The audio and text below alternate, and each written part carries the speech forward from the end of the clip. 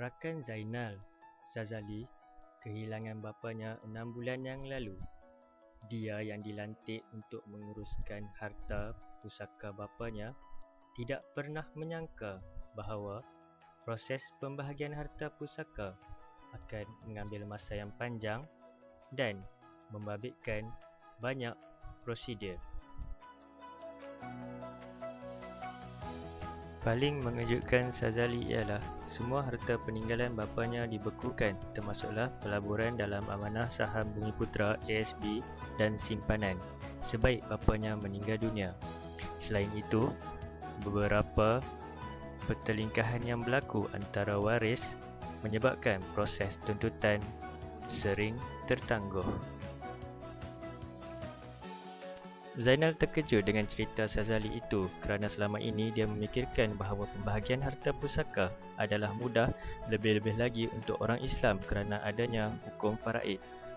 Sazali menasihatkan Zainal untuk meminta ibu bapanya menguruskan harta yang ada supaya kelak Zainal tidak berdepan masalah yang kini membebaninya. Tetapi Zainal bimbang jika dia dituduh tamakkan harta kerana mengajak ibu bapanya membincangkan soal harta ketika mereka masih hidup. Sebenarnya banyak isu berkaitan harta pusaka timbul kerana kita bimbang berbicara mengenainya, sedangkan mati itu pasti. Realitinya, lebih mudah untuk menguruskan harta ketika pemilik masih hidup berbanding selepas mereka tiada lagi. Ini kerana tiada siapa tahu apa akan berlaku selepas kematian pemilik. Tidak mustahil waris tidak lagi sepahaman atau ada yang tidak segan mengambil kesempatan. Sebenarnya, banyak atau sedikit harta yang dimiliki, semua orang perlu membuat perancangan harta pusaka. Dengan adanya perancangan, proses tuntutan harta pusaka akan dipermudahkan dan pertelingkahan antara waris dapat dielakkan.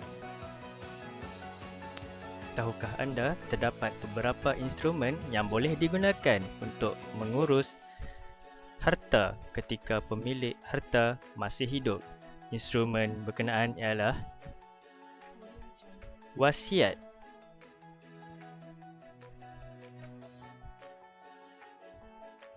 amanah,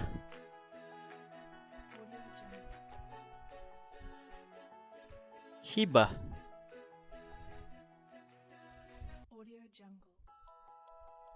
dan wakaf.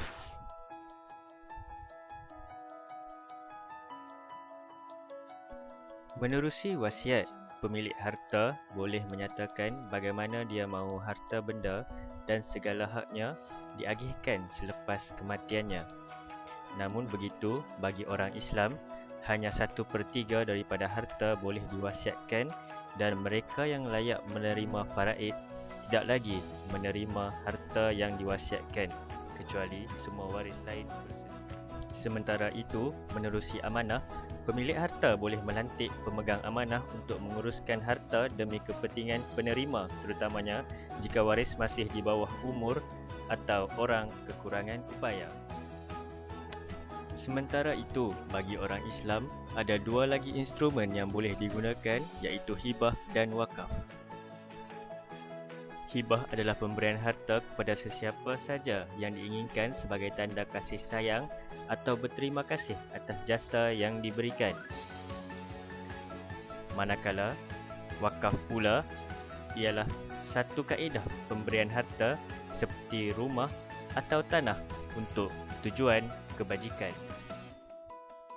Semua instrumen ini sekiranya digunakan dengan betul akan memastikan harta yang ada terus memberi manfaat kepada waris yang ditinggalkan. Justeru, rancanglah harta yang anda miliki supaya kelak ia terus memberi manfaat kepada diri anda dan mereka yang tersayang yang anda tinggalkan.